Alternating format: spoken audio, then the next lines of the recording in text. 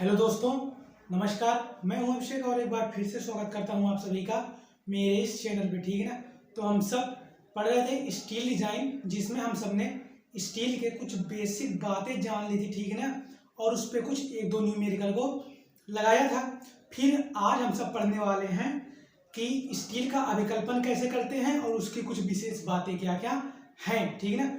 तो सबसे पहले जो बात आती है पिछली, जो कि हमने पढ़ा था स्टील की कुछ बेसिक बातों के बारे में, एक बार उनको रिवाइज कर लेते हैं। ठीक है ना। तो सबसे पहले हमने स्टील क्या पढ़ा था कि स्टील जो है वह आपका क्या है, इसके गुण और इसके जो अनुप्रस्थ काट होते हैं, क्रॉस सेक्शन होते हैं, उनके बारे में पढ़ा था। ठीक है ना। अनुप्रस्थ काट क्या क्या होते हैं, जिसमें आपने क्या क्या देखा था। आपने एक टी सेक्शन देखा था, आई सेक्शन देखा था, चैनल सेक्शन देखा था, और एक था आपका एंगल सेक्शन। इसके बाद आपने वो क्या कहते हैं प्लेट देखी थी, उसकी सर्कल सेक्शन देखा था। ठीक है ना। मतलब ये सब स्टील के आपके कई सारे सेक्शन हैं जो कि आपको मार्केट में उपलब्ध होते हैं। ठीक है ना। और हमने उसके कुछ गुण के बारे में बात की थी, जिसमें आपका फिजिकल गुण था, मैकेनिकल गुण था, और एक था आपका केमिकल गुण। केमिकल गुण में हमने क्या क्या देखा था कि उसके जो कंपोजिशन है ना, मतलब कि जो स्टील है उसमें कौन कौन से ऐसे तत्व हैं जो स्टील के निर्माण में शामिल होते हैं, जिसमें आपका कार्बन था, मैग्नीज था, सिलिका था, ठीक है ना, फास्फोरस था। ये सारे कुछ तत्व थे जिनको मिलाकर आप स्टील का निर्माण करते हैं। ठीक है ना। अब बात आती है कि स्टील की सामर्थ्य क्या है। स्टील की सामर्थ्य को भी हमने पिछले लेक्चर में जो आपकी एक दो हुई थी उनमें पढ़ ली। ठीक है ना। स्टील की जो सामर्थ्य होती है वह आपकी एक होती है टेंशन सामर्थ्य, कर्तन सामर्थ्य और धारण सामर्थ्य। ये तीन आपकी सामर्थ्य होती है। ठीक है ना। सबसे पहले आपका जो सामर्थ्य होती है, एक बार रिवीजन करें हम सब। ठीक है ना। सबसे पहले आपकी क्या होती है, एक होती है आपकी तनन सामर्थ्य, ठीक है ना, दूसरी आपकी होती है कर्तन सामर्थ्य, और तीसरी आपकी होती है धारण सामर्थ्य। ठीक है ना। इन तीन प्रकार के सामर्थ्य को हमने पिछले वाले लेक्चर में पढ़ लिया था। ठीक है ना। और क्या था, उसके कुछ प्रतिबल थे, अनुगेय प्रतिबल। स्टील के कुछ अनुगेय प्रतिबल थे, उनको भी हमने पढ़ लिया था। ठीक है ना। जो कि तनन अनुगेय प्रतिबल था, संपीड़न अनुगेय प्रतिबल था, और कर्तन अनुगेय प्रतिबल था, और धारण अनुगेय प्रतिबल था। ठीक है ना। इन सब के बारे में हमने पिछले लेक्चर में पढ़ लिया था। ठीक है ना। आज जो हमारा टॉपिक आती है, जहां शुरू करने वाले हैं, वो आपका है रिविट जोड़ों की विशिष्टियां। मतलब कि जो आप जोड़ लगा रहे हैं रिविट का, ठीक है ना, उसकी गुण मतलब जो विशेष बातें हैं वह क्या क्या हो सकती है, ठीक है ना, रिविट से संबंधित, उनके बारे में हम सब सीखने वाले। इसका फिर स्टील का डिजाइन, मतलब ये कि आप रिविट का डिजाइन किस प्रकार से करेंगे, इनके बारे में बातें करने वाले। ठीक। तो जो आपकी रिविट डिजाइन होगी वह आपके भार आने के आधार पे होगी, प्लेट के आधार पे होगी। इन कुछ विशेष बातों को ध्यान में रख के हम आपकी रिविट का डिजाइन या अभिकल्पन करेंगे। ठीक है ना। तो हम सब आज जो शुरू करने वाले हैं वह आपका है स्पेसिफिकेशन ऑफ रिविटेड जॉइंट। ठीक है ना। मतलब जो रिविट जोड़ है उसकी विशिष्टियां क्या क्या हैं, गुण क्या क्या है, उनके बारे में बात करने वाले। ठीक है ना। तो सबसे पहला जो बात आती है आपकी इसमें, वो है रिविट व्यास। ठीक है ना।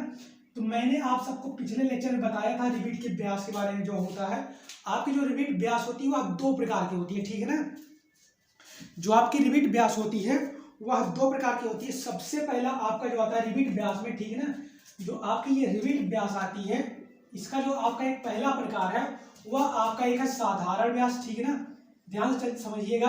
एक होता है आपका साधारण व्यास, ठीक है, और एक आपका होता है सकल व्यास। ठीक है ना। एक सकल व्यास, दूसरा साधारण व्यास। ठीक है ना। अब बात आती है कि सकल व्यास क्या होता है और साधारण व्यास क्या होता है। ये बातें मैंने पिछले लेक्चर में बता रखी है कि सकल व्यास क्या होता है और साधारण व्यास क्या होता है। इनके बारे में एक बार फिर से हम सब समझते हैं। सकल व्यास आपकी वह व्यास होती है जो रिविट की जो सैंक होती है ना, उसकी वास्तविक जो डायामीटर होती है, रिविट के सैंक की वास्तविक डायामीटर आपकी जो रिविट होती है, ठीक है ना, जो आपकी रिविट होती है वह आपकी कुछ इस तरीके से होती है। ठीक है ना। जो आपकी रिविट होती है कुछ इस तरीके से होती है। ठीक है ना। तो आपका जो ये वाला भाग होता है इसे कहते हैं हम सैंक। ठीक है ना। तो जो रिविट है इसकी जो सैंक होती है इसे कहते हैं आप कैपिटल डी। ठीक है ना। सैंक को हम कैपिटल डी से डिनोट करते हैं। यह क्या होती है, व्यास। ठीक है ना। यह आपकी जो डी होती है इसे ही कहते हैं आप साधारण व्यास, ठीक है ना। जो आपकी रिबिट की वास्तविक व्यास होती है इसे ही कहते हैं आप साधारण व्यास, ठीक है ना। जो रिबिट की सैंक की वास्तविक डायामीटर होती है वह आपकी होती है रिबिट की वास्तविक व्यास, ठीक है ना। अब इसमें दो शर्त आती हैं जो आपके इस सकल व्यास को निर्धारित करते हैं, ठीक है ना। मतलब समझिए जो आपकी ये होती है साधारण व्यास, ये आपकी होती है सैंक, ठीक है ना। सैंक की क्या होती है या डायामीटर, ठीक है ना। यह सैंक की डायामीटर होती है, ठीक। अब जो इसके बाद बात आती है कि सकल व्यास क्या है और इसके कितने भाग है, ठीक है ना। सबसे पहले जो बात है सकल व्यास होती है जो आप प्लेट प्रयोग कर रहे हैं जोड़ने के, ठीक है ना। मतलब जिन दो प्लेटों को आप आपस में जोड़ रहे हैं, जिन दो प्लेटों को आप आपस में जोड़ रहे हैं, ठीक है ना, उनमें जो छिद्र बनाई जाती है, जो होल बनाया जाता है, ठीक है ना, जो होल बनाया जाता है उनमें वो जो होल की साइज होती है, होल का जो डायामीटर होता है, ठीक है ना, या कह सकते हैं कि उसकी जो व्यास होती है वह होती है आपकी सकल व्यास, ठीक है ना। तो सकल व्यास जो होती है क्या होती है, ये होती है प्लेट की छिद्र, ठीक है ना। जो आपकी प्लेट की छिद्र होती है, जो आपकी प्लेट का होल होता है, यह आपका होता है सकल व्यास, ठीक है। तो ये जो सकल व्यास होता है यह दो प्रकार से हम करते हैं, ठीक है ना।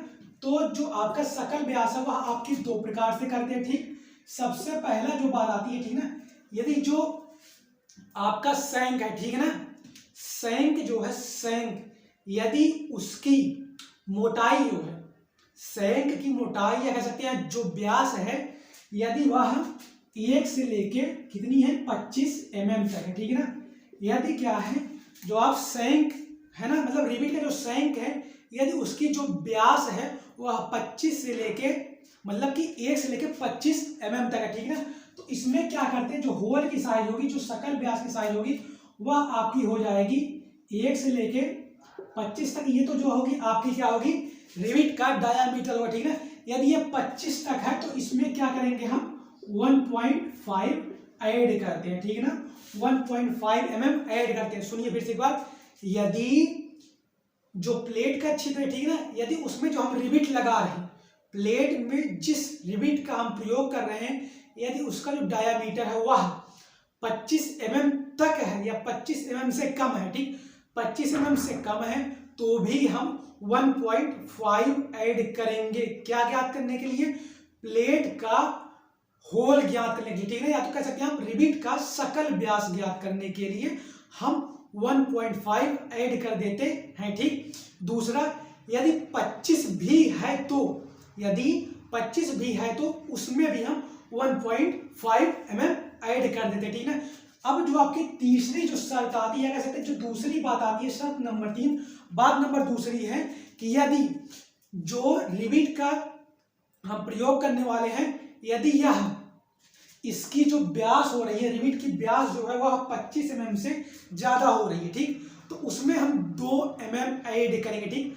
25 mm से लेके 35 mm तक, 25 mm से लेके 35 mm तक या 34 mm तक जो रिबिट की सैंक होगी, ठीक है ना, जो रिबिट की सैंक होगी उसकी जो डायामीटर होगी कहां से 25 से लेके आपकी 35 कैसे 35 तक जो होगी, यदि रिबिट का जो सैंक है वह 25 से लेके 35 mm तक की डाया है तो हम उसमें कितना ऐड करेंगे, इसमें हम +2 mm ऐड करते हैं, ठीक है ना। इसके बाद यदि इससे ज्यादा होती, 35 से ज्यादा होती है तो सबसे पहले समस्या ये आने लगती है कि इसको आप एकदम ठीक तरीके से फिक्स नहीं कर पाते। मतलब कि इसको फिक्स करने के लिए जिन प्लेटों में आप इसका प्रयोग कर रहे हैं उसको फिक्स करने के लिए, जाम करने के लिए, टाइट करने के लिए हमें बहुत अधिक बल की आवश्यकता होगी, ठीक है ना। तो इसलिए हम इससे अधिक डायामीटर के प्रयोग लगभग ना के बराबर प्रयोग करते हैं, ठीक है ना। यदि इससे अधिक डायामीटर की रिबिट का हम प्रयोग कर रहे हैं तो हम वहां पे जो सकल व्यास होगा वह आपकी 3 ऐड करके लेंगे, ठीक है ना। तो ये आपकी रिबिट के व्यास के बारे में बातें हो गई, ठीक है ना।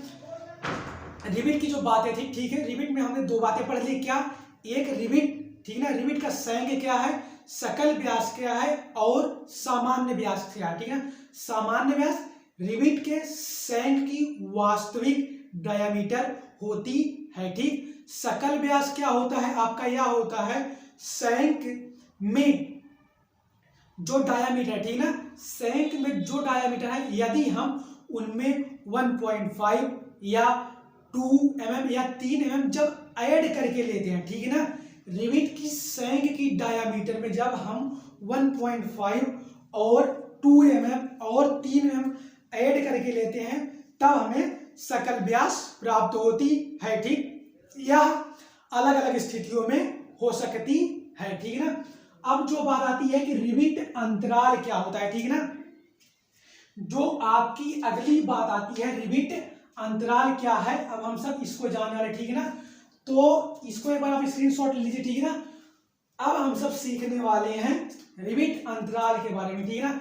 तो रिवेट अंतराल क्या होता है, इसको आप दो प्रकार से कर सकते हैं। ठीक, सबसे पहला क्या है, आपको जो आप रिवेट है उसकी सामर्थ्य पता हो। ठीक, उसकी सामर्थ्य हमने पिछले वाले लेक्चर में निकालना सीख चुके थे, ठीक है ना। उसकी लिंक जो है हम दे देंगे, पूरी प्लेलिस्ट बनी हुई है, आप वहां से जाके एकदम क्रम से सारे वीडियो को देख के आप समझ सकते, ठीक है। तो जो रिवेट की सामर्थ्य है, इसकी बातें हमने पहले लेक्चर में कर ली है। अब जो दूसरी बातें आने वाली हैं वह आपकी है अंतराल कैसे निकालने हैं। इसका जो एक अलग भाग है वह है भार, ठीक है ना। मतलब क्या है कि जो आप प्लेट पे रिवेट लगा रहे हैं, ठीक है ना, जिस प्लेट पे आप रिवेट लगा रहे हैं उस प्लेट में वास्तव में भार कितना आने वाला है, उस पर कितना तनन बल लगेगा, उस पर कितना संपीड़न बल लगेगा, ठीक है ना, ताकि रिवेट आपकी फेल ना करे, ठीक है ना। उसके लिए आपको कितनी रिवेट लगानी है, इसके बारे में अब हम बात करने वाले हैं, ठीक है ना। तो इसमें सबसे पहले जो रिवेट अंतराल है इसकी बातें हम सब सीखने वाले, ठीक है ना। तो इसको मैं एक बार हटा देता हूं, फिर इसकी बातें करते हो, ठीक है ना। तो जो आपकी अगली बात आती है क्या है, वह आपकी रिवेट अंतराल, ठीक है ना। जो आपकी रिवेट अंतराल है उसकी जो बातें आती है, ध्यान समझिए, ठीक है ना। सबसे पहले क्या किया था हमने रिवेट अंतराल के बारे में, कि पहले हमने रिवेट की सामर्थ्य तो जान ली थी, ठीक है ना। रिवेट की सामर्थ्य हमने क्या क्या जान लिया था, जो आपकी रिवेट सामर्थ्य, ठीक है ना, जो आपकी क्या थी, रिवेट सामर्थ्य, ठीक है ना, जो आपकी रिवेट सामर्थ्य थी उसके बारे में हमने जान लिया था, ठीक है ना। रिवेट की सामर्थ्य क्या थी, एक आपकी थी पीटी थी, ठीक, दूसरा आपका क्या था, पीएस था, और तीसरा आपका था पीबी। देखिए समझिए ये सब क्या क्या है, ठीक है ना।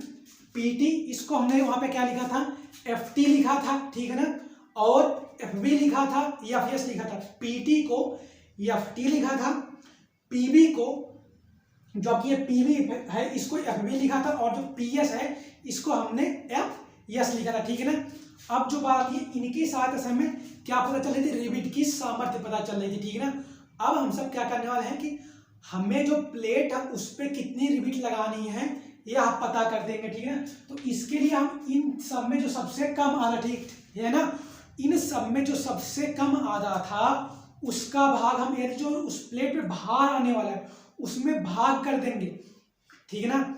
जो प्लेट पे भार आने वाला, ठीक है, प्लेट पे हो सकता है कि आपका 100 किलो न्यूटन का भार आए, 200 किलो न्यूटन का भार आए, या 1-2 किलो न्यूटन का भार आ रहा है, तो हम उसमें जो इन तीनों में जो तीनों की वैल्यू, जो सबसे कम वैल्यू जिसकी आती थी वही तो वास्तव में प्लेट की जो रिवेट आप लगा रहे थे उसकी वास्तविक सामर्थ्य होती थी, क्योंकि जो सबसे न्यूनतम रिवेट की जो क्षमता है यदि उससे थोड़ा सा भी अधिक आ रहा था तो हमारी रिवेट तुरंत फेल कर जाती थी, ठीक है ना। इसलिए हम वह भार लेते थे जो सबसे कम थी, ठीक ना, क्योंकि हमें उसी पे अभिकल्पन करना है, और अभिकल्पन की बातें जो हम आगे करने वाले, ठीक है ना। तो जो सबसे कम आधा था और जो प्लेट पे भार आएगा, सवाल में बोलेगा आपको भार कितना आने वाला है। हमने एक सवाल लिया है जिसमें उसने बोल दिया है कि यहाँ देखिए 60 किलो न्यूटन का तनन भार धारण करती थी ना। तो ये जो आ रहा 60 किलो न्यूटन, यदि हम इसको न्यूटन में बदलेंगे तो यह 60,000 आ जाएगी, ठीक है ना। अब इस 60,000 में इन तीनों में जो सबसे कम वैल्यू का होगा उससे भाग कर देंगे, तो हमें पूरे प्लेट में कितनी रिवेट लगानी है यह पता चल जाएगा, ठीक है ना। तो इस प्रकार से हम रिवेट अंतराल ज्ञात कर लेते, ठीक है ना। मतलब रिवेट की संख्या आ गई। अब क्या करेंगे हम, सबसे पहले रिवेट की संख्या से हमें पता चल जाती है, ठीक है। अब देखो प्लेट की विड्थ है, ठीक है ना, विड्थ मतलब क्या कि प्लेट जो होगा आपकी तो बहुत लंबी हो सकती है, ठीक, मतलब कि जो प्लेट है वह बहुत लंबी हो सकती है, ठीक है ना। जो आपकी प्लेट होगी इसको मैं मिटा देता हूँ ताकि आपको समझ में प्लेट कैसी होगी, ठीक है ना। तो ये जो आपकी है इन तीनों में सबसे कम वाला लेंगे, ठीक, इन तीनों में से सबसे कम वाला लेंगे, ठीक ना। अब बात करते हैं प्लेट कैसी होगी, ठीक है आपकी ना। एक बार प्लेट के बारे में आप देख लीजिए, ठीक है ना। जो आपकी प्लेट होगी या कुछ इस तरीके से होगी, ठीक है ना। तो ये आपका कुछ इस तरीके से गया होगा और यहाँ कुछ इस तरीके से गया होगा, ठीक है ना, या कुछ इस तरीके से गया होगा, ठीक। तो ये जो आपकी है ये तो आपकी आगे चली गई होगी, ठीक। यह आपकी क्या है, यह आपकी आगे चली गई है प्लेट, ठीक है ना। या इसी तरीके से प्लेट आगे चली गई है तो यह आपकी तो प्लेट की लेंथ हो जाएगी, ठीक है ना। यह आपकी प्लेट की लेंथ हो जाएगी, ठीक। यह आगे और चली गई, ठीक है ना। और भी ये हो जाएगी आपकी प्लेट की विड्थ हो जाएगी, या कह सकते हैं प्लेट की चौड़ाई हो जाएगी, ठीक है ना। और ये जो हो जाएगी प्लेट की थिकनेस, या कह सकते हैं प्लेट की मोटाई, ठीक है। अब समझिए, ठीक है ना, जो आपके प्लेट की लंबाई होगी, ठीक है ना, प्लेट की लंबाई ये विड्थ है, ठीक है। और जो हम रिविट लगाते हैं इसी विड्थ वाली साइड में लगाते हैं, ठीक। बहुत कम केसेस में जब हमें लंबाई में जोड़ना होता है तब हम इस किनारे पे रिविट लगाते हैं, ठीक है ना। फिलहाल हम विड्थ में रिविट लगाते हैं, एक रिविट यहाँ लगाएंगे, एक रिविट यहाँ, यहाँ। इस प्रकार से हम रिविट का प्रयोग प्लेट में करके एक दूसरी प्लेट को आपस में जोड़ते हैं, ठीक है ना। अब सबसे पहले प्लेट की विड्थ ज्ञात कर लेंगे, ठीक है ना। उस पूरी प्लेट की विड्थ में हम जो यहां से निकालेंगे प्लेट में कितनी रिविट लगेगी, ठीक ना, उससे भाग कर देंगे, ठीक। अब पता चल जाएगा हमें कितनी रिविट लगानी, ठीक ना। यहाँ पे अगला जो आपका है किनारा दूरी, ठीक ना। किनारा दूरी क्या होती है कि जो आप ये रिविट लगा रहे, ठीक ना, वह इस किनारे से कितनी दूरी पे है या इस किनारे से कितनी दूरी पे है, यह जो आपकी दूरी होती है यह आपकी किनारा दूरी होती है, ठीक ना। तो किनारा दूरी छोड़ के हम दोनों तरफ से किनारा दूरी छोड़ेंगे और कितनी रिविट आने वाली है वह हम आने वाले लोड और रिविट की सामर्थ्य क्या है इन दोनों का अनुपात करके हम रिविट की संख्या निकाल लेंगे और किनारा दूरी की सहायता से कहाँ कहाँ लगेगा ये ज्ञात कर लेते हैं, ठीक ना। अब जो बात आती है यहाँ पे आपकी रिविट अंतराल की बातें कंफर्म है, ठीक। अब बात आती है कि न्यूनतम अंतराल जो हम रिविट प्रयोग कर रहे हैं प्लेट को जाम करने के लिए, उनमें जो न्यूनतम रिविट अंतराल होनी चाहिए वह आपकी होती है 2.5 इंटू सकल व्यास। सकल व्यास क्या होता है अभी मैंने बताया, रिविट की व्यास में, रिविट की वास्तविक व्यास में यदि हम 1.5 या तो 2 या तो 3 ऐड कर देते हैं तो हमें सकल व्यास प्राप्त हो जाता है और उस सकल व्यास का गुणा हम 2.5 में गुणा करा के हम क्या करते हैं कि न्यूनतम अंतराल पता कर लेते हैं, ठीक। अधिकतम अंतराल क्या है, इसके लिए एक शर्त आती है, ठीक। जो प्लेट है उस पे भार कौन सा आ रहा है, ठीक, उस पे कौन सा भार आ रहा है या हम इसमें अधिकतम रिविट अंतराल में देखते हैं, ठीक है ना। फिर अब जब आती है बात की किनारा दूरी कितनी ले, किनारा दूरी आपकी होती है जो आप यहां से छोड़ते हैं ये दूरी यह आपकी किनारा दूरी होनी चाहिए, यह किनारा दूरी इतने से कम होनी नहीं चाहिए, ठीक है ना। 4t, t क्या है प्लेट की मोटाई, 4 क्या एक न्यूमेरिकल वैल्यू और 37 क्या एक न्यूमेरिकल वैल्यू है, 4 गुना होनी चाहिए प्लेट की मोटाई का और 37 उसमें ऐड कर देंगे तो हमें क्या होगी किनारा दूरी पता चल जाएगी, ठीक है ना। ये थी हमारी कुछ विशिष्टियां जो कि एक रिविट जोड़ के बारे में थी, ठीक। अब जो बात आपका अगला आता है वह क्या है डिजाइन। आप एक रिविट को किस प्रकार से डिजाइन करेंगे उसकी बात आने वाली, ठीक है। हमें डिजाइन में क्या क्या पता होगी, सबसे पहले जो बात पता होगी क्या पता होगी, आप जो प्लेट ले आए हैं वो तो आप मार्केट से लेके आएंगे, ठीक ना। तो उस प्लेट की आपको मोटाई सवाल में दे रखी हुई, ठीक। हो सकता है कहीं कहीं ऐसा भी हो कि डायामीटर दे रखा हो, डायामीटर दे रखी होगी और प्लेट की मोटाई दे रखी होगी, ठीक, और आने वाला भार दे रखा होगा, ठीक है। तो इन सबकी सहायता से क्या करेंगे हम आगे की चरण को करेंगे सॉल्व, ठीक ना। अब आगे की चरण क्या होने वाली है इनको एक बार हम समझ लेते हैं, ठीक ना। तो सबसे पहले जो आपका आगे का चरण है सबसे पहले क्या होगा, सबसे पहले जो आपको सवाल में देगा वह आपको क्या देने वाली है, जो प्लेट है उसकी क्या देगी मोटाई दे देगी, ठीक है ना। जो आप प्लेट मार्केट से लेके आ रहे हैं उसकी मोटाई दे देगी। अब मोटाई दे देगी तो हम इसमें रिविट का डिजाइन करने वाले हैं, तो रिविट का हमें व्यास पता करना, ठीक। तो तो क्या करेंगे, इसके लिए अन्विन एक वैज्ञानिक थे, ठीक ना, इन्होंने अपना एक रिबिट का जो व्यास है, साधारण व्यास, रिबिट का साधारण व्यास ज्ञात करने का एक फॉर्मूला दिया था, जो आपका ये अन्विन फॉर्मूला है। यह होता है टी, थिकनेस ऑफ प्लेट, हुए क्या कहते हैं, डायामीटर, मतलब कि जो सैंक है उसके जो डायामीटर है वही ज्ञात करनी है। तो डायामीटर, ठीक ना, ये आपकी क्या है, डायामीटर है, ठीक ना, जो आपकी डायामीटर है, ये इसका जो फॉर्मूला है ज्ञात करने का वो होता है 6.05 इंटू 6.05 इंटू रूट में टी, ठीक, 6.05 इंटू रूट में टी, और टी जो है यह आपकी प्लेट की मोटाई, ठीक।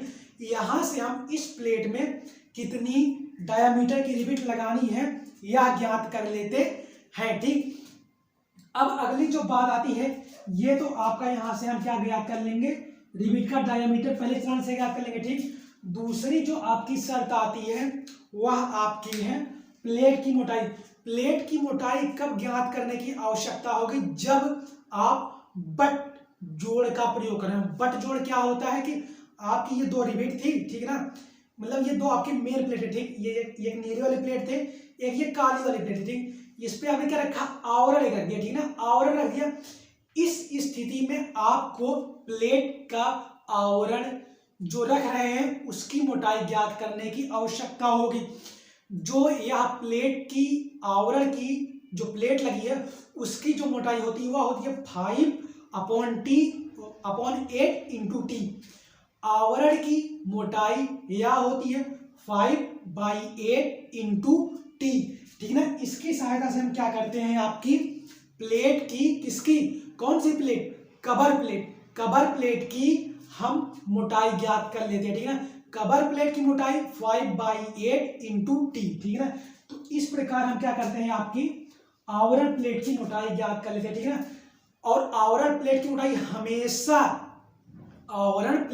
हमेशा आपकी होगी किसमें, जब आप बट जोड़ का प्रयोग करेंगे, ठीक है ना। सवाल में आपको बोल देगा बट जोड़, या तो बोलेगा डबल कर्तन तल, ठीक ना, या बोलेगा कि डबल आवरण प्लेट है, ठीक ना। उस प्रकार में आप कवर प्लेट की मोटाई ज्ञात करेंगे, ठीक है। और कवर प्लेट की मोटाई इसलिए जरूरी है क्योंकि हो सकता है आपकी जो थिकनेस है किसकी, ये जो मुख्य प्लेट है इसकी, इससे आप कम मोटाई की आवरण प्लेट लगा रहे हैं, ठीक है। तो जिस प्लेट की मोटाई कम होगी वह जल्दी फेल कर जाएगा, तो उसके आधार पे हम डिजाइन करेंगे कवर प्लेट के आधार पर, ठीक। फिर अगली जो बात आती है सामर्थ्य। अभी आपको क्या बताया था मैंने, जो आपकी सामर्थ्य है वह आपकी क्या थी, एक थी आपकी पीटी, ठीक ना, और दूसरी आपकी क्या थी, पीएस, और जो आपकी थी पीबी, ठीक है ना। क्या तनन सामर्थ्य, ठीक, तनन सामर्थ्य किसकी, ये आपकी थी रिबिट की, ठीक है ना। अब ये क्या थी आपकी, ये पीएस, या भी रिबिट की अपरूपण सामर्थ्य है, ठीक है। फिर अगली जो आपकी थी पीबी, यह आपकी थी रिबिट की धारण सामर्थ्य, या bearing strength, shear strength, tension, या कह सकते हैं कंप्रेशन स्ट्रेंथ, ठीक है ना। तो ये सामर्थ्य हम निकाल लेंगे, ठीक। अब फिर जो अगला बात है रिबिट अंतराल। रिबिट अंतराल की बातें हमने अभी ऊपर कर ली है। रिबिट अंतराल में क्या करते हैं, जो लोड आ रहा है और इनमें से जिसकी सामर्थ्य सबसे कम होगी उससे भाग कर देंगे, तो हमें कितनी रिबिट प्रयोग करनी है यह पता चल जाती थी, ठीक। अब क्या करेंगे हम, किनारा दूरी, जो आपकी किनारा दूरी है यह तो क्या होती है आपकी इस केस में, ठीक ना, जो आपके विकल्पन में यह होती है, जो आपका सकल व्यास आ रहा है उसका 1.5 गुना होती थी आपकी क्या, ये आपकी किनारा दूरी, ठीक ना। रिबिट विन्यास वही है कि रिबिट के बारे में उसका डायामीटर क्या होगा, शीर्ष क्या होगा, इसके बारे में जो बातें होती हैं यह आपकी रिबिट व्यास के ऊपर निर्भर करती है, ठीक है। एक छोटी सी बात और बची है कि यदि जो प्लेट है यदि वह टेंशन में है तो उसमें जो हम अंतराल रखते हैं, ठीक ना, वह क्या रखते हैं, ठीक ना। तो यदि जो प्लेट है यदि वो आपकी टेंशन में, ठीक है ना, जो आपकी क्या है प्लेट टेंशन में है, ठीक है ना, यदि क्या है टेंशन में है, टेंशन में, ठीक है ना, यदि आपकी जो प्लेट क्या हुआ क्या है टेंशन में है, ठीक है ना, टेंशन में आपकी, तो ये जो होती है आपकी जो अंतराल होता हुआ होता है आपका 16T, ठीक है ना, और 200 mm, ठीक है ना। इन सब में जो कम होती है उसको हम ले लेते हैं अंतराल में, ठीक है ना। फिर अगली जो बात आती है वो क्या है आपका कंप्रेशन, ठीक है ना, कंप्रेशन। इसमें जो आपकी होती है 12T, ठीक है ना, इसमें भी 200 mm, ठीक है ना, इसमें भी इन 200 mm होती है। इन दोनों में जो मतलब यदि टेंशन में अगर प्लेट है तो अंतराल हम क्या रखेंगे, जो 16T और 200 mm, इन दोनों में से जो कम आएगा हम वही अंतराल ले लेते हैं, ठीक है ना। यदि कंप्रेशन में प्लेट है तो ये 12T और ये 200 mm, ठीक है, इन सब में जो कम होता है, इन दोनों में जो कम होता है हम उसको ले लेते हैं आपका, ठीक है। अब बात आती है, एक बार आप समझ लीजिए, इन सभी का स्क्रीनशॉट ले लीजिए, ये सारे स्टेप कैसे चलेंगे इन सब के बारे में हम आगे जानने वाले, ठीक है ना। अभी एक दो बातें मैं आपको और बताता हूँ। सबसे पहले आप एक बार स्क्रीनशॉट लीजिए, फिर जो दो बातें हैं वो वाली में बताते हैं, ठीक है ना, उसको आप लिखते चलिए क्योंकि वो छोटी छोटी बातें, ठीक है ना। तो जो आपकी अगली जो बात आती है कि सबसे पहले हमें प्लेट दक्षता ज्ञात करनी होगी, ठीक है ना। प्लेट की दक्षता क्या होगी यह ज्ञात कर सकते हैं इफिशियंसी, ठीक है ना, मतलब कि जो हम जोड़ लगा रहे हैं उसकी दक्षता क्या होगी इसकी बात ही करने वाले, ठीक है ना। जो आपकी प्लेट की दक्षता होगी, ठीक है ना, जो आपकी क्या होती है प्लेट की दक्षता, ठीक है ना, यह भी आपको सवाल में पूछेगा, ठीक है ना। जो आपकी प्लेट की दक्षता होती है यह क्या होती है, जो आपकी लोड है, ठीक है ना, मतलब कि जो आपकी सबसे कम सामर्थ्य जिसको रिपीट किया, ठीक है ना, उसमें क्या करते हैं हम प्लेट की सामर्थ्य में भाग कर देते हैं, ठीक है ना। मतलब कि जो आपकी सबसे कम सामर्थ्य है उसमें हम प्लेट की सामर्थ्य से भाग कर देते हैं, ठीक है ना। मतलब क्या है, इन तीनों में जिसकी सामर्थ्य सबसे कम है, ठीक, इन तीनों में जो आपकी तनन सामर्थ्य है, कर्तन सामर्थ्य है, धारण सामर्थ्य है, इनमें से जिसकी सामर्थ्य सबसे कम होती है हम उसमें प्लेट की सामर्थ्य से भाग कर देते हैं और 100 से गुणा करा देते हैं, हमें दक्षता प्राप्त हो जाती है, ठीक है ना। तो इसमें जो इसका फॉर्मूला होता है यह क्या होता है कि भार, ठीक है ना, ये जो कह सकते हैं कि ये रिबिट की सामर्थ्य, ठीक है ना, रिबिट की सामर्थ्य, ठीक है ना, और इसमें क्या करते हैं हम प्लेट की सामर्थ्य से भाग कर देते हैं, ठीक है ना, प्लेट की सामर्थ्य से भाग कर देते हैं, ठीक, प्लेट की सामर्थ्य से भाग करेंगे और इसमें क्या करा देंगे हम 100 से गुणा करा देंगे, तो ये हमें परसेंटेज में प्लेट की जो रिबिट लगी है उसकी दक्षता प्राप्त हो जाती है, ठीक है ना। अब ये जो प्लेट की सामर्थ्य है इसका जो फॉर्मूला होता है वो होता है आपका P into thickness of plate into आप कह सकते हैं FT, ठीक है ना। ये आपकी होती है प्लेट की सामर्थ्य का फॉर्मूला, ठीक है ना। और इन सब का जो फॉर्मूला है PT क्या है, PV क्या है, PS क्या है, इन सब के फॉर्मूलों की बात मैंने पिछले लेक्चर में की थी, लेकिन मैं एक बार फिर से यहाँ पे आप सभी को बता दूं, ठीक है। प्लेट की सामर्थ्य ये आप यहाँ से लिख लीजिए, ठीक है। एक बार मैं इन सब के बारे में बता देता हूँ, ठीक है।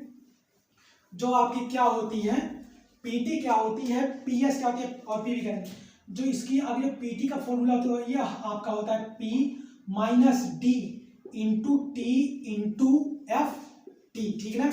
और जो दूसरा आपका यह है N क्या होती है, आपकी होती है कर्तन तल, कर्तन तल बट जोड़ में एक होती है, कर्तन तल बट जोड़ में एक होती है। कर्तन तल मतलब शियर या कह सकते हैं कर्तन अपरूपण या शियर प्लेन, ठीक, यह बट जोड़ में एक होती है। और मतलब बट जोड़ में दो कैसे बनती हैं, ये लैब जोड़ में जो आपका ये N होती है यह लैब जोड़ में, ठीक है ना, लैब जोड़ में N बराबर कहाँ, ये लैब जोड़ में, ठीक है ना, लैब जोड़ में N बराबर हम 1 रखते हैं, ठीक।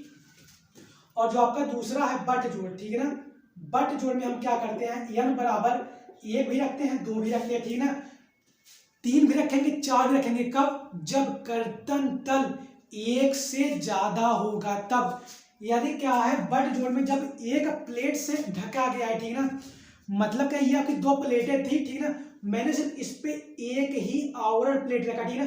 तो यहाँ पे जो रिबिट लगेगी वह एक ही तल में तो काटेगी, ठीक है। तो उसके लिए हम n की जगह पे 1 रखते हैं। यदि हम दोनों तरफ प्लेटों को रख देते हैं, ठीक, यदि हम दोनों तरफ प्लेटों को रख देते हैं, हमें 2 कर्तन तल प्राप्त हो जाएंगे, ठीक है। एक तो नीचे प्राप्त होगी, दूसरी ऊपर प्राप्त होगी, ठीक है ना। इसलिए हम 2 रखते हैं, ठीक है ना। अब यहाँ से आपकी ये PT हो गई। अब अगली जो बात आती है कि PS, इसका जो फॉर्मूला होता है यहाँ आपका होता है π/4 इंटू d² इंटू FS, ठीक है ना। तो ये आपकी इसमें हो जाती है और इसमें भी n हम लगा देते हैं, ठीक है ना। इसमें भी n लगा देते हैं, n के बारे में मैंने बात ऊपर कर ली है, ठीक। अब जो ये आपका PB का जो फॉर्मूला होता है यह होता है डायामीटर, ठीक, into thickness of plate into FB, ठीक है ना। FB, FS, FT ये तीनों आपको सवाल में दी रहेंगी, ठीक है ना। ये एक दूसरी किताब का सवाल है इसलिए इसमें थोड़ा सा अलग दिया गया है, वरना इसकी जो वैल्यू होती है ये FT की जो वैल्यू होती है वह आपकी होती है 100 किलो न्यूटन, या तो आप 90 भी मान सकते हैं, ठीक है ना। यदि क्या है 90 तब मानेंगे या 100 तब मानेंगे जब यह आप कहाँ बनाएंगे, फील्ड में बनाएंगे। यदि यह उद्योग में बनती है, किसी कार्यशाला में बनती है, तो इसकी सामर्थ्य बहुत अच्छी होती है, ठीक है ना। तो वहाँ पे हम थोड़ा ज़्यादा ले लेते हैं, ठीक। और जो इसकी होती है आपकी ये FB, इसकी 270 न्यूटन प्रति mm स्क्वायर होती है, कहीं कहीं पे 200 लेते हैं, ठीक है ना। तो ये आपकी अलग अलग होती है, लेकिन ये आपको सवाल में दिया रहता है, इसलिए आपकी इसको चिंता करने की जरूरत कोई नहीं, ठीक है ना। तो ये हमारी यहाँ पे सारी चीजें जो हमने आज से पहले पढ़ी है और जो आज पढ़ ली है, ये सारी बेसिक बातें यहाँ पे खत्म है, ठीक। अब हम इस सवाल के माध्यम से रिबिट डिजाइन कैसे करते हैं इसको समझेंगे। हम फिर 1-2 सवाल और लगाएंगे, फिर रिबिट जोड़ की कुछ मान्यताएं हैं उनको देखेंगे। इसके बाद ये आपका चैप्टर यहाँ पे खत्म हो जाएगा, पूरा रिबिट जोड़ या रिबिट कनेक्शन, ठीक है ना। तो अब क्या करने वाले हम एक सवाल के माध्यम से इसको समझेंगे, ठीक है ना। तो सबसे पहले क्या करता हूं मैं, इसको हटा देता हूं एक बार, और अगर आपकी इच्छा हो तो आप इसकी एक बार स्क्रीनशॉट ले लीजिए समझने के लिए, ठीक है ना। करना क्या है समझने के लिए, आपको इसकी बार बार अभ्यास करनी है, बार बार लिखना है, ठीक है, तो ही आपको समझ में आएगा, ठीक। अगली जो बात आती है, हम सब क्या करने वाले, इस सवाल को सॉल्व करने वाले हैं जो आपको नीचे दिया है, ठीक है ना। एक बार आप सब सवाल पढ़िए, ठीक है, तब तक हम क्या करते हैं, इसको सारे को साफ कर लेते हैं, ठीक है ना। तो सवाल एक बार आप सब पढ़ लीजिए, देखिए क्या होता है, ठीक है ना। इसके बाद हम स्टेप बाय स्टेप इस सवाल को सॉल्व करने वाले हैं और देखेंगे कि जो आपका रिबिट डिजाइन है वह क्या होता है, आपका कैसे ज्ञात करते हैं, क्या है, ठीक है ना, इसकी सामर्थ्य क्या है, इसकी जो दक्षता है वह क्या है, इन सब बारे में हम सब बात करने वाले हैं, ठीक है ना। तो आप एक बार सवाल को पढ़ लीजिए, तब तक हम देख लेते हैं कि जो रिकॉर्डिंग है सही से चली है नहीं। ठीक चल रही है, ठीक चलिए, ठीक है। अब देखिए इस सवाल में आपको दिया क्या क्या, ठीक है ना। एक बार पढ़ के बता देता हूँ क्या है, 6 mm मोटी पट्टिका, मतलब जो प्लेट है आपकी उसकी मोटाई क्या है, 6 mm है, ठीक है ना। 8 mm मोटी पट्टिका से चढ़ाव जोड़, 8 mm मतलब 2 प्लेटें हैं, एक की मोटाई आपकी कितनी है 6 mm, दूसरी की मोटाई कितनी है 8 mm, ठीक है। और बोला कौन सा, चढ़ाव जोड़ बोले सवाल में, क्या बोला, चढ़ाव जोड़। मतलब क्या कह रहा है कि जो दोनों प्लेटें हैं आपकी या एक दूसरे के ऊपर रखी गई है, ठीक, एक दूसरे के ऊपर रखी गई है, चढ़ाव जोड़ है, ठीक है, लैप जोड़ जिसको कह सकते हैं, ठीक। तो यह आपकी लैप जोड़ है, ठीक, इसको एक दूसरे के ऊपर रख के इसमें रिबिट को फिक्स कर दिया गया है, ठीक है ना। और क्या दे रखा है, जोड़ से जुड़ी है जो 60 किलो न्यूटन का तनन बल धारण कर दे, ठीक है ना। इस पे जो भार आ रहा है वह 60 किलो न्यूटन आ रहा है, ठीक है ना। अब क्या करनी है हमें कि जोड़ में जो हम रिबिट प्रयोग कर रहे हैं, कह सकते हैं पूरे जोड़ की हमें डिजाइन करनी है, ठीक। जो रिबिट आप इस जोड़ में प्रयोग करने वाले हैं, हमें उसकी क्या करने वाली है, डिजाइन करना है, उसका विकल्पन करना है। उसको कैसे करेंगे, अब हम सीखने वाले पूरे सवाल को स्टेप बाय स्टेप ध्यान से समझिएगा, बहुत ही महत्वपूर्ण टॉपिक है, ठीक है ना। तो जो आपका यहाँ पे अगली जो बात आती है कि अब सबसे पहले इसका पहला चरण क्या होने वाला, ठीक है। तो इसमें 2 प्लेटें दी गई है, 6 mm मोटी प्लेट है, दूसरी 8 mm मोटी प्लेट है। आप सब एक बार सोचिए, यदि इस पे भार आता है 60 किलो न्यूटन का, या 70 किलो न्यूटन का, ठीक है ना। तो इसमें आप सोचिए सबसे पहले कौन सी प्लेट फेल करेगी, ठीक। यदि इस पे भार जो है 60 किलो न्यूटन का या 70 किलो न्यूटन का आ रहा है, तो सबसे पहले कौन सी प्लेट फेल करेगी इसके बारे में आप सोचिए, ठीक है ना। तो मैं बता देता हूं आपको, यदि जिस प्लेट की मोटाई कम है, जिस प्लेट की मोटाई कम है, सबसे पहले वही तो फेल करेगी, यदि उसका रिबिट फेल नहीं कर रहा, ठीक ना। तो यहाँ पे क्या हो जाएगा, ये 6 mm की प्लेट आपकी जल्दी फेल करेगी। तो हम जो अधिकतम सामर्थ्य की जो प्लेट लेंगे वह 6 mm मोटी प्लेट का लेंगे, ठीक है। तो हमें यहाँ से जो T बराबर दे देगी सवाल में, जो आपको सवाल में T बराबर दिया है वह आपका कितना दे रखा है, T बराबर आपको 6 mm दे रखा है, ठीक है ना। तो यहाँ जो आपका पहला चरण सवाल में क्या दिया है हमारा, T बराबर 6 mm, ठीक है ना। सबसे पहले हमें सवाल में क्या दे दिया है, T बराबर 6 mm, ठीक है ना। T क्या होता है, यह आपकी होती है प्लेट की मोटाई, ठीक। दूसरा हमें क्या निकालना था, अनविन फॉर्मूले से रिबिट की सामान्य डायामीटर निकालनी थी। रिबिट का नॉर्मल डायामीटर निकालना था। तो नॉर्मल डायामीटर को हम यहाँ पे डिनोट करेंगे कैपिटल D से, ठीक ना। जो रिबिट है उसका जो नॉर्मल डायामीटर होता है, यह आपका रिबिट डायामीटर होता है, यह कैपिटल D होता है। और यह हम निकालेंगे अनविन फॉर्मूले से, ठीक है ना। अनविन, ठीक है ना, अनविन सूत्र कह सकता हूँ, ठीक है ना मैं इसको, ठीक है ना। अनविन जब फॉर्मूला होता है, इसका जो फॉर्मूला होता है, यह होता है आपका 6.05 इंटू रूट में T, ठीक। यहां से हम रिबिट का डायामीटर निकालेंगे, और जो रिबिट की डायामीटर आने वाली है वह आपकी है यहाँ से D is equal to 6.05 into root में हम क्या कर देते हैं, T की जगह पे आप कितना रख देंगे, 6, ठीक है ना। और ये पूरी वैल्यू हमें किस में प्राप्त होगी, यम में प्राप्त होगी, ठीक है। यहाँ पे सारी चीजें आपको न्यूटन में, किलो न्यूटन में, और जो दूरी है वह mm में दी जाएगी, या सॉल्व करनी होगी, ठीक है। दो चीजें, भार को आप न्यूटन में या किलो न्यूटन में ज्ञात करेंगे, ठीक। वैसे आपको किलो न्यूटन में ही अधिकतम भार को रखना है, ठीक। जो दूरी होगी वह आपको mm में लेनी है, ठीक। अब यहां से क्या करेंगे हम कि रिबिट का सामान्य डायमीटर ज्ञात कर लेंगे। आप भी ज्ञात करिए और मैं भी ज्ञात करने वाला हूं, ठीक। करिए, आप भी करिए और हम भी करते हैं, ठीक ना। तो यहां से जो इसकी वैल्यू आएगी √6, इसकी जो वैल्यू आ रही है 2.44 इंटू 9, इसमें हम गुणा करा देते हैं आपकी 6.05 का, ठीक ना। तो ये जो आपकी आई है, यहाँ आपकी आई है D बराबर 14, ठीक ना, या 14.81 mm आई है। क्या जो आप रिबिट लगा रहे हैं इसकी जो डायामीटर आई है यहाँ आपकी 14.81 mm आई है। तो इसको हम कितना मान लेते हैं, आपको मान लेते हैं 14 mm, ठीक। हम 15 भी ले सकते हैं, लेकिन 15 mm लेंगे नहीं, क्योंकि इस माप की रिबिट नहीं बनती है। 16 भी लेंगे, 16 ले सकते हैं क्योंकि 16 की बनती है, लेकिन हम 16 इसलिए नहीं लेंगे क्योंकि ये ज्यादा हो जा रही है और अभिकल्पन हम करने वाले हैं, ठीक है ना। हो सकता है कि आपकी रिबिट ही फेल कर जाए, ऐसी भी तो बातें हो सकती हैं। इसलिए हम रिबिट का जो व्यास ले रहे हैं वह 14 mm ले रहे हैं, ठीक है। अब बात आती है कि हमें प्लेट की थिकनेस पता चल गई। अब क्या करेंगे हम, प्लेट की डायमीटर पता चल गई, ठीक। अब हम क्या करेंगे, एक क्या है आपकी प्लेट जो है, अगला जो स्टेप आता है प्लेट की सामर्थ्य। मैंने तीसरा स्टेप लिखाया था आपको प्लेट की सामर्थ्य, ठीक है। प्लेट की सामर्थ्य में पीटी, पीवी, पीएस, ठीक है ना। हम पीटी नहीं निकाल सकते हैं, क्यों, पीटी का जो फॉर्मूला था वह था आपका ब्रैकेट में पी माइनस, अगला क्या था आपका पी माइनस डी, ब्रैकेट बंद, into T into F T, ये तो आपका था पीएस। लेकिन हमें जो पी था वो पिच थी, और पूरे सवाल में हमें कहीं पिच नहीं दी गई, इसलिए हम टी की वैल्यू को नहीं निकाल सकते। लेकिन एक शर्त है निकालने का, क्या, जो हम पीबी और पीएस निकालने, ठीक है। क्या निकालने वाले, अगला स्टेप में क्या है, पीएस और ये आपका पीबी, इन दोनों को निकालने वाले हैं।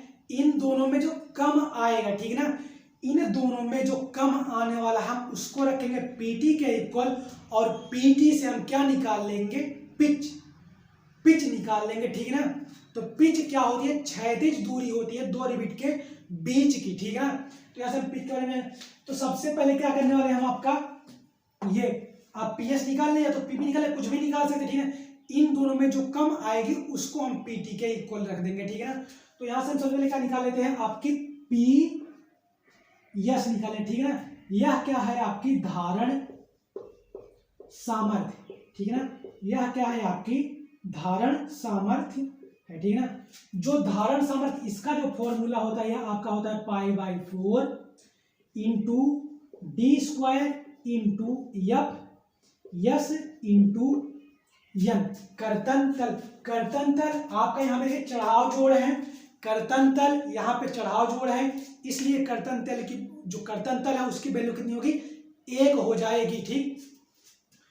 डायामीटर, यहाँ जो डायामीटर रखते हैं यह आपका सकल डायामीटर होता है, ठीक है। तो यहाँ से हम अभी आपको सामान्य डायामीटर पता है, अब हम सकल डायामीटर ज्ञात कर लेंगे। सकल डायामीटर की मैंने एक शर्त बताई थी, यदि जो सेम वो सैंक है आपका, उसका क्या है डायामीटर, वह 25 mm से कम है, तो उसमें हम 1.5 ऐड कर लेते हैं। तो यहाँ पे शर्त क्या कहती है, 25 से कम है, तो हम इसमें 1.5 ऐड कर लेते हैं, ठीक है। तो यहाँ से जो आपका ये सकल डायमीटर हो जाएगा, यह आपका हो जाएगा 14.1.5, तो ये आपको 15.5 mm, ठीक है ना।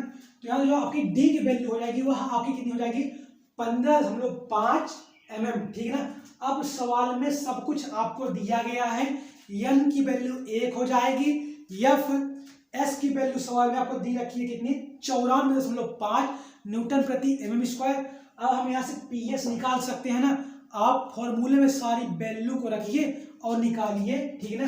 तो यहाँ से आपका ये हो जाएगा π/4, π/4 की जो वैल्यू होती है आपकी 0.78, मैं इसको यहाँ पे डायरेक्ट लिख देता हूँ 0.78 और 54, ठीक है।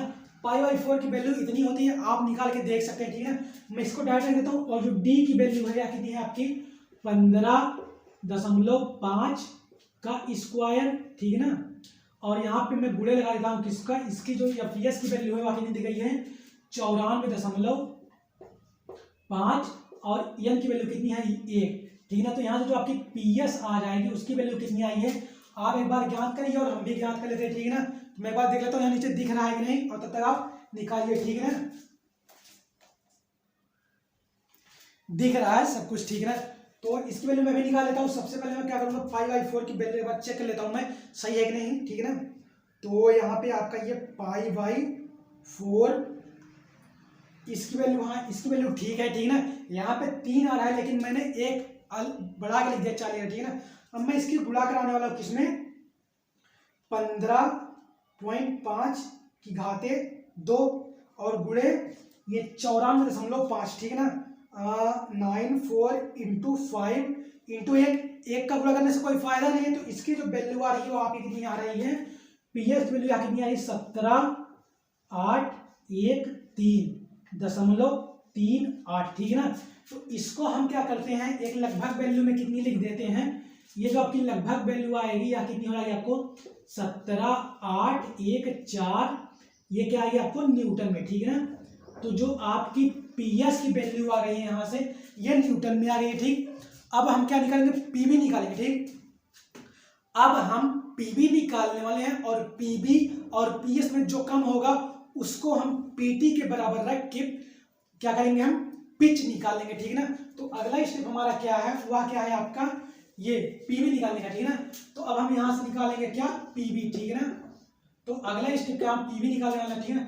अब जो आपका पीबी आएगा, इसका जो फॉर्मूला होता है ये होती है सकल व्यास गुणे थिकनेस ऑफ प्लेट इनटू ये जो दी गई है आपकी एफ बी निकाले ना, मतलब बियरिंग, मतलब कि धारण प्रतिबल। ये जो आपकी एफ बी दी गई है ये आपकी धारण प्रतिबल है, ठीक है ना। ये आपकी क्या है, तनन प्रतिबल, और ये क्या है आपकी अपरूपण प्रतिबल, और यह जो एफ बी है यह धारण करती वाला, ठीक है ना। तो यहाँ से जो इसका फॉर्मूला होगा ये होगा सकल व्यास into thickness of plate into F B into या नंबर ऑफ प्लेट, ठीक है ना। तो यहाँ से ये आपकी हो जाएगी नंबर ऑफ प्लेट, ठीक है ना। अब जो बात आती है डी आपको कितनी दी जाएगी, ठीक है ना। डी आपको दी गई है 15.5, ठीक है ना। तो यह आपको दी गई है 15.5। थिकनेस आपको कितनी दे रखी है, आपको ये थिकनेस कितनी है आपकी 6 mm, ठीक है ना। और जो आपकी एफ बी है इसकी वैल्यू आपको कितनी दे रखी है 212.5 और एन की वैल्यू तो आप एक ही रखेंगे क्योंकि आप चढ़ाव जोड़ लगा रहे हैं, तो इसकी वैल्यू यहाँ पे 1 हो जाएगी, ठीक है ना। अब आप यहाँ से पीबी की वैल्यू आप निकाल लीजिए, ठीक है ना। पीबी की वैल्यू आप निकाल लीजिए कितनी आती है और हम भी इसकी गणना कर लेते हैं, ठीक है ना।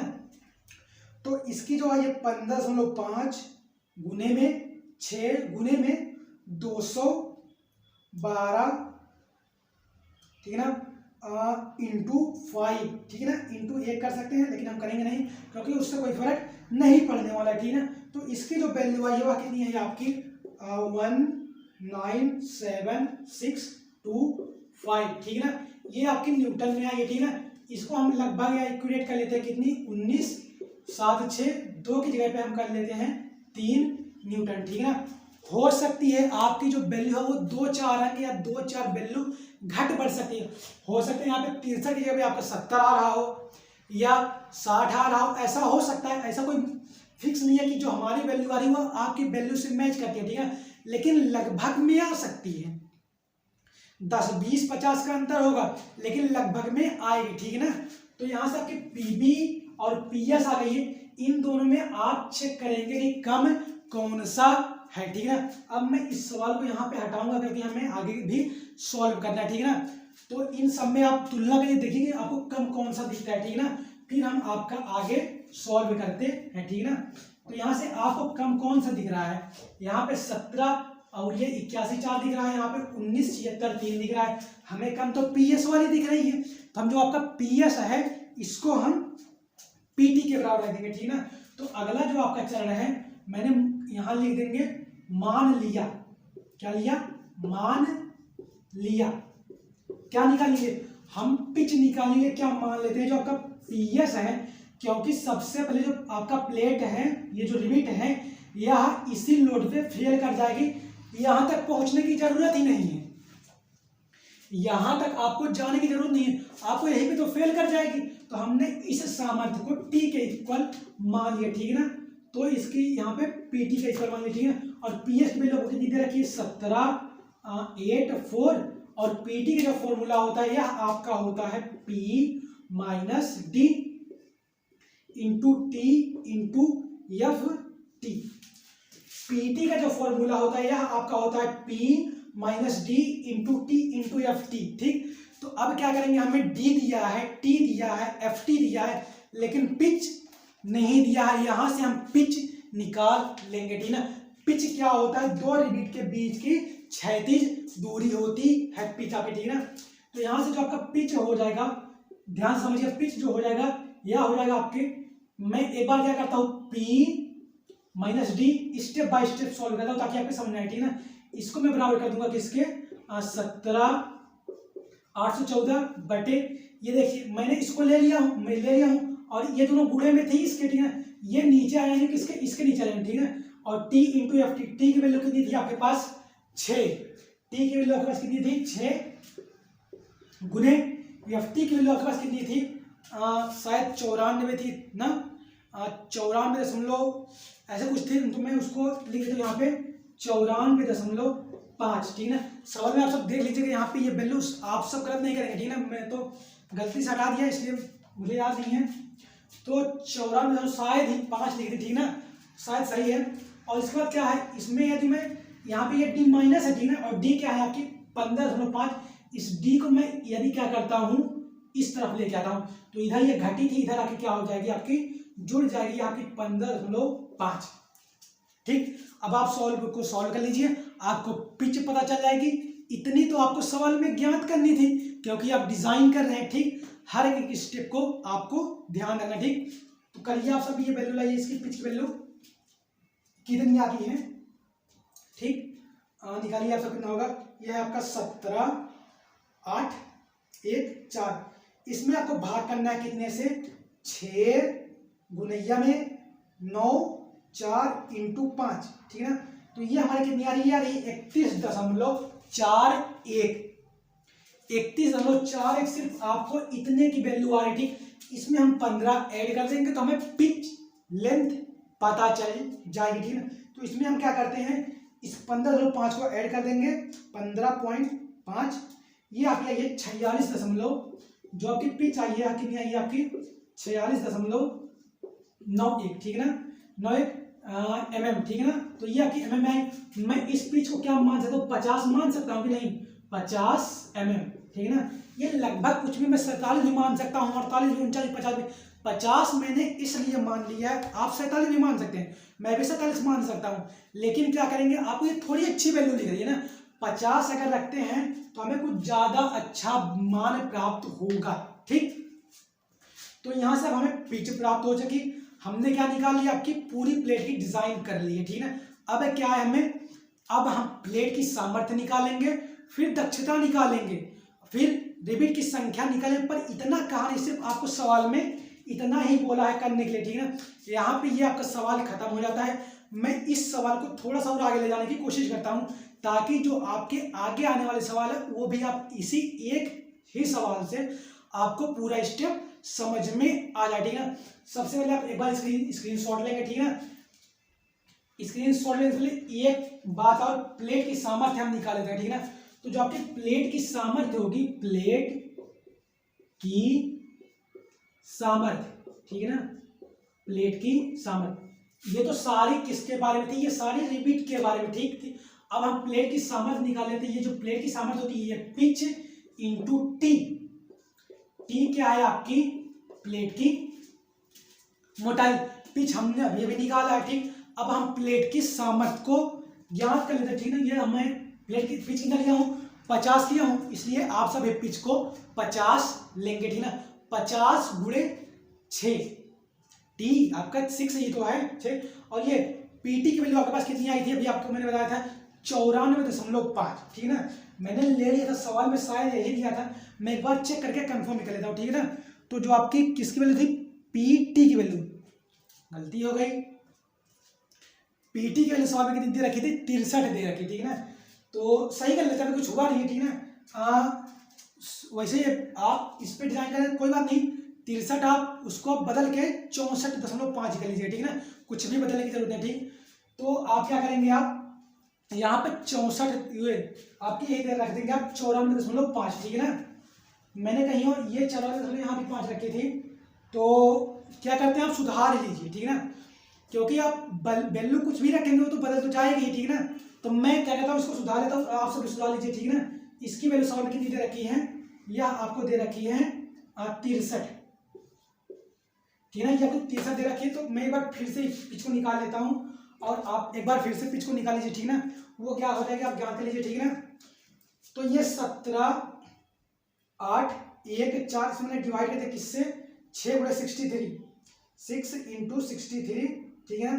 तो ये जो आपकी आई है कितनी है, 47 है, और इसमें मैंने ये 15 ऐड कर दिया, अब 15.5, ये आपके कितनी आई है, फिर से कर लेता हूँ मैं एक बार, हट गया मेरा, 17, 8, 1, 4, इसमें डिवाइड करना है आपको 6 इंटू 63, ठीक है ना। इसकी जो वैल्यू आई है वह कितनी आपके पास आई है, आप सब बताइए मुझे, ठीक है ना। इसकी जो वैल्यू आई है वह आपके पास कितनी आई है, 47.12 आई है। इसमें क्या करना है आपको, 15.5 ऐड करना, ठीक है ना। तो 15.5 ऐड कर देते हैं, यह आपकी 62 आ गई, ठीक है ना। तो जो यहाँ से पिच आ रही थी कितनी आ रही थी, आपकी 62 mm आ रही थी, ठीक है ना। तो ये 62 mm आई है, ठीक है ना। 62.62 आई है, तो मैं इसको कितना मान लेता हूँ, 60 ही मान लेता हूँ, ठीक है ना। क्या कहते हैं हम 65 मान लेते हैं, ठीक। पिच मैंने 65 मान ली, आप भी 65 मान लीजिए, ठीक है ना। अब यहाँ से क्या प्लेट की सामर्थ्य ज्ञात कर लेंगे, अब वो पिच वाला हटा देंगे, क्योंकि मैंने सवाल में थोड़ा सा मिटाने की वजह से मेरे दिमाग से भी चला गया था, ठीक। तो 63 यहाँ पे थी, मैंने सवाल में भी देखा, ठीक ना।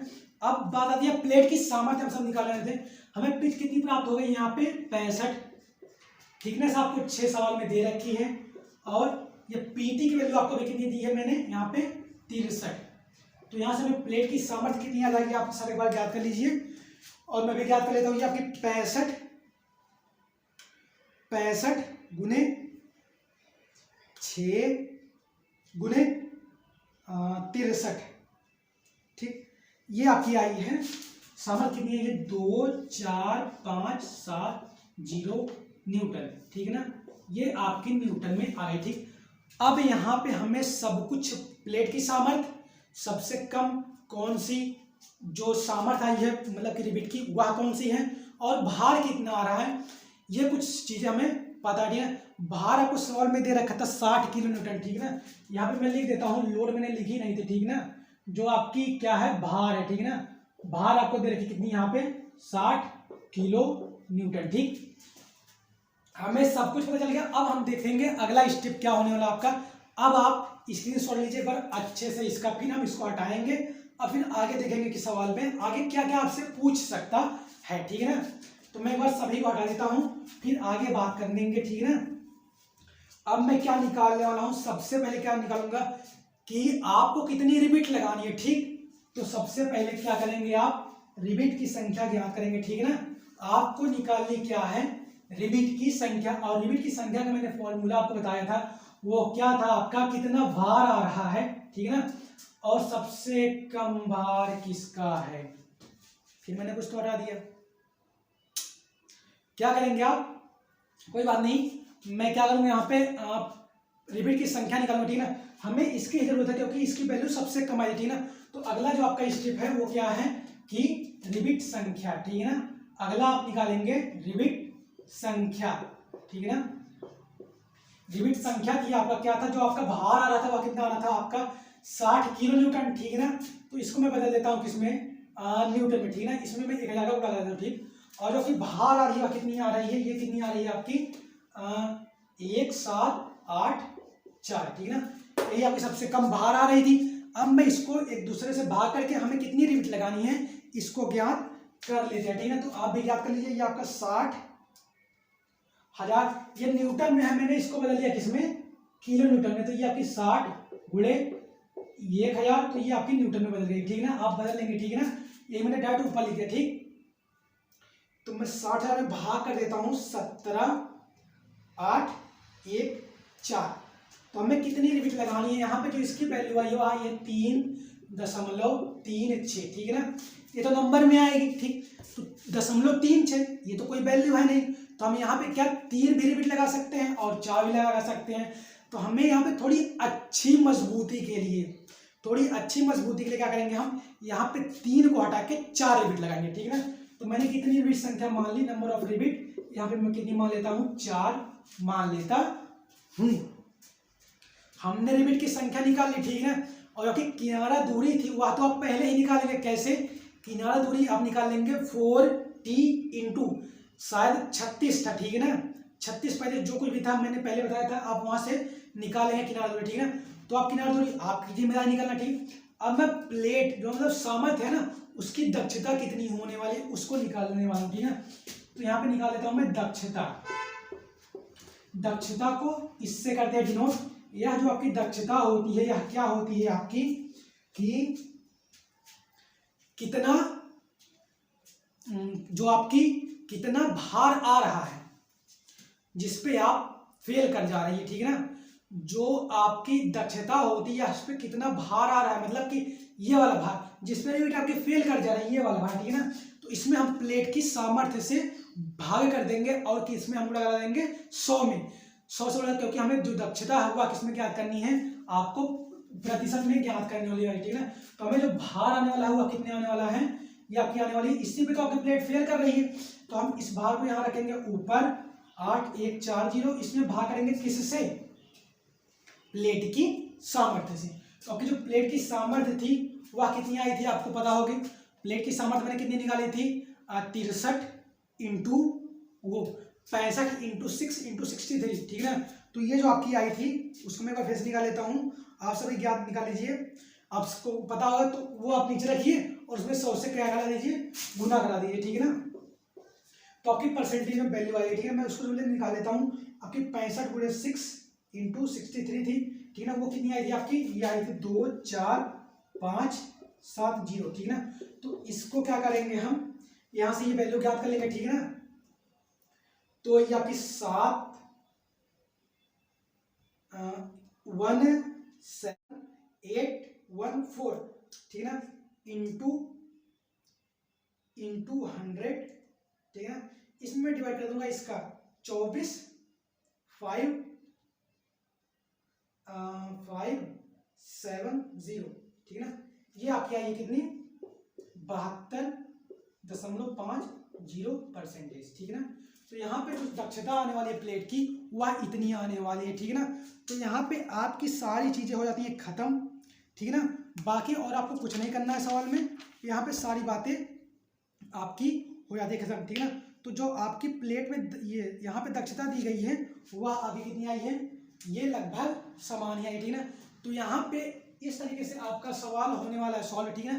तो आपका जो सवाल है यहाँ पे सब कुछ खत्म हो जाता है, ठीक। अब क्या करेंगे आप कि मैं कुछ सवाल अभी दे दूंगा आपको लगाएंगे, ठीक है ना। उसको आप सॉल्व करेंगे और कमेंट में आप उत्तर बताएंगे, ठीक है ना। तो आज यहाँ पे जो ये रिबीट का चैप्टर था वह समाप्त हो जाता है, ठीक है ना। अब बात आती है एजम्पशन की, ठीक है ना, मतलब कि जो मान्यताएं हैं रिबीट की उसकी, ठीक है ना।